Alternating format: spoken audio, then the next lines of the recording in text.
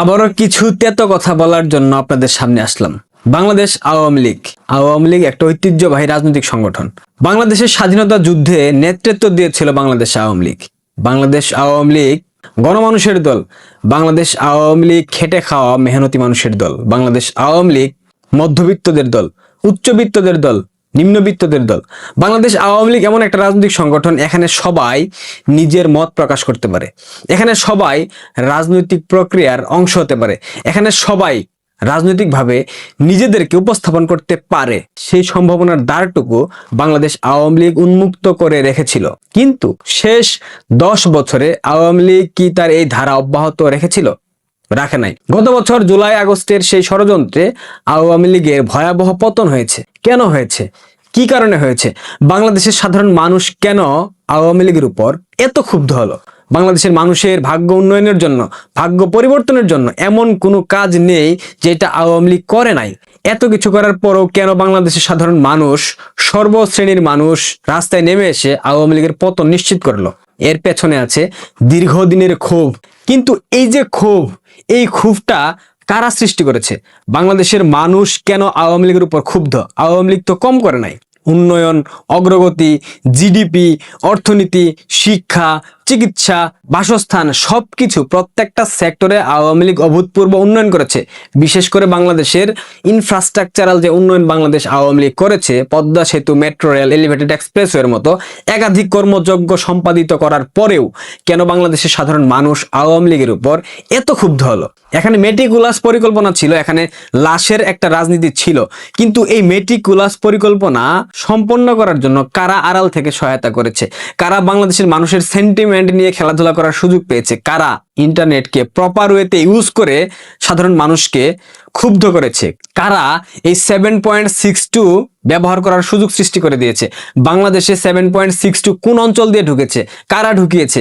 কারা সংশ্লিষ্ট ব্যক্তিবর্গ ছিল? এইসব কিছু কি আপনারা একবার ভেবে দেখার চেষ্টা করেছেন? জুলাই আগস্টের ষড়যন্ত্রে আওয়ামী লীগের একটা সার্বিক পতন হয়েছে, মানে তারা সব দিক থেকে হেরে গিয়েছিল। কিন্তু এই যে পতনের দ্বার প্রান্তে নিয়ে যাওয়া এবং তাদেরকে হারানোর যে একটা পরিকল্পনা, একটা ষড়যন্ত্র আড়াল থেকে কারা ছিল? এক কথায় উত্তর দেব, আমলাতন্ত্র। বাংলাদেশ আওয়ামী লীগকে এই আমলাতন্ত্র নামক ভয়াবহ ভাইরাসটা গিলে খেয়েছিল। 2018 সালের নির্বাচনের পর থেকে আওয়ামী লীগ পুরোপুরি কর্পোরেট আমলাতান্ত্রিক দলে পরিণত হয়েছিল, যেটা বাংলাদেশ আওয়ামী লীগের গঠনতন্ত্রের সাথে যায় না, যেটা বাংলাদেশ আওয়ামী লীগের প্রতিষ্ঠাকালীন যে ভিতগুলো আছে সেই ভিতের মধ্যে পড়ে না। আমলাতন্ত্র এবং তাদের দালাল শ্রেণীর কিছু নেতারা, আমি যদি ক্লিয়ার করে বলি, বাংলাদেশ আওয়ামী লীগের একটা শ্রেণী ছিল দালাল শ্রেণী, যারা চাটুকার শ্রেণী। এই শ্রেণীর সাথে আমলাতন্ত্রের একটা বিশাল যোগ সাজশ ছিল, একটা গভীর সংযোগ ছিল। এই সংযোগকে কাজে লাগিয়ে এই শ্রেণীর নেতারা আদর্শিক নেতাদেরকে কোণঠাসা করেছে এবং এই আমলাতন্ত্র বাংলাদেশের প্রত্যেকটা সেক্টরকে বিতর্কিত করেছে এবং বাংলাদেশের মানুষের ক্ষোভ জন্ম নিয়েছে আওয়ামী লীগের প্রতি এই আমলাতন্ত্রের বিভিন্ন স্বৈরাচারী সিদ্ধান্তের কারণে। দল বাংলাদেশ আওয়ামী লীগ কোনো ভুল করে নাই, কিন্তু আওয়ামী লীগের এক শ্রেণীর নেতারা বারবার বলেছে তারা ভুল করেছিল। এখন সত্য কথা বললে অনেকের গায়ে কাটার মতো বিঁধে যাবে। বাংলাদেশ পুলিশের উপর সাধারণ মানুষের তো ক্ষোভ কেন ছিল, কিংবা জঙ্গিদের তো ক্ষোভ কেন ছিল? অনেকেই বলতে পারেন পুলিশকে দুর্বল করলে সরকার ফেলে দেওয়া সম্ভব হবে। শুধু এর মধ্যে সীমাবদ্ধ না, পুলিশের মধ্যে এমন কিছু ব্যক্তি ছিল যারা চাঁদাবাজির সাথে সম্পৃক্ত ছিল, যারা বাংলাদেশের সাধারণ মানুষের জীবনকে বিষিয়ে তুলেছিল। ক্ষুদ্র মাঝারি উদ্যোক্তা, ফুটপাতের ব্যবসায়ী, কাঁচামালের আড়তদার এদেরকে ক্ষুব্ধ করেছিল।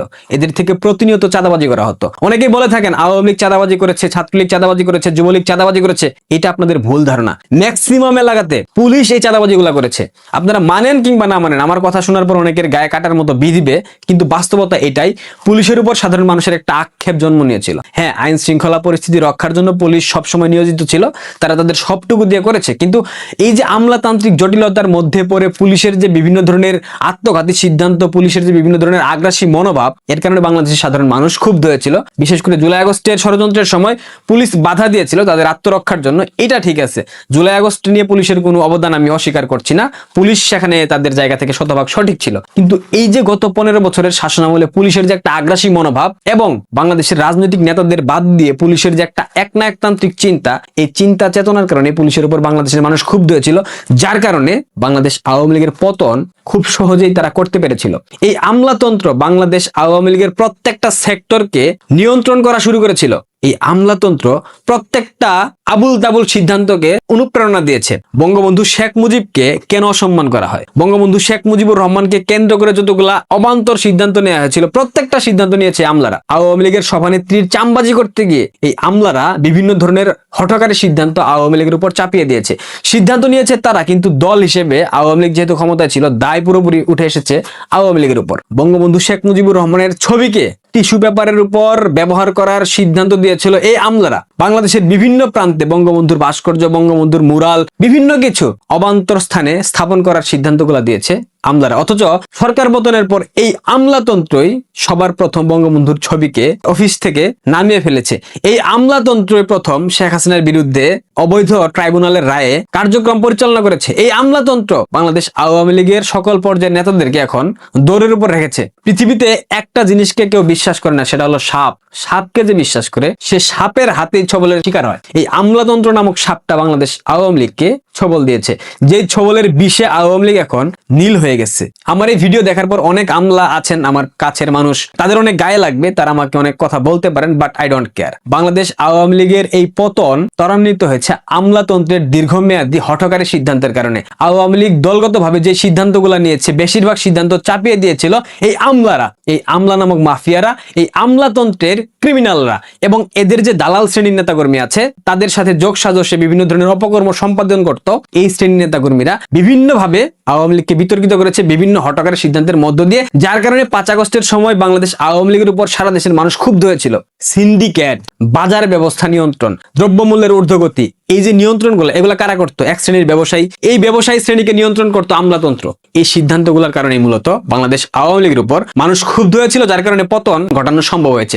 অন্যথায় এই জুলাই জঙ্গিরা, এই তথাকথিত একটা মৌলবাদী শ্রেণী কোনোদিনও বাংলাদেশ আওয়ামী লীগের মতো এরকম শক্তিশালী রাজনৈতিক সংগঠনকে এত সহসায় পতনের দিকে ধাবিত করতে পারতো না, যার পুরো দায়টা আমলাতন্ত্রের। এবং এই যে জুলাই আগস্টের যে তথ্যের আদান প্রদান হয়েছে, তথ্য পাচার হয়েছে, এই প্রত্যেকটা ঘটনার সাথে সম্পৃক্ত আমলাতন্ত্র। এই আমলাতন্ত্র যেভাবে আওয়ামী লীগকে গ্রাস করেছিল, আওয়ামী লীগের পতন দুদিন পরে কিংবা আগে হতোই, এটা নিশ্চিতভাবে বলে দেওয়া যায়। আজকে এত কথা বলার একটাই কারণ, ব্যারিস্টার রুমিন ফারহানা, আমার সাথে তার মতাদর্শের অমিল থাকতে পারে, কিন্তু ব্যারিস্টার রুমিন ফারহানাকে আমি ব্যক্তিগতভাবে পছন্দ করি তার স্ট্রেট কথা বলার জন্য। তিনি ক্লিয়ার কাট কথা বলেন, যা বলেন মুখের উপরে বলেন। আজকে তার ব্রাহ্মণবাড়িয়া নির্বাচনী আসনের প্রচারণার সময় সেখানে এক আমলা হয়তোবা তার বিরুদ্ধে কিছু একটা বলেছিল কিংবা কোনো কাজে বাধা দিয়েছিল, তিনি সেই আমলাকে যেভাবে প্রতিবাদ করেছেন, যে ভাষায় কথা বলেছেন, এটাই হওয়া উচিত আমলাতন্ত্রের উপর রাজনৈতিক নেতাদের বক্তব্য।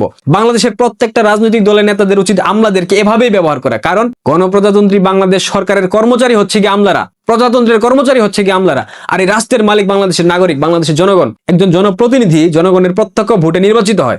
সো একজন প্রতিনিধি কখনোই আমলাতন্ত্রের চামবাজি করতে পারে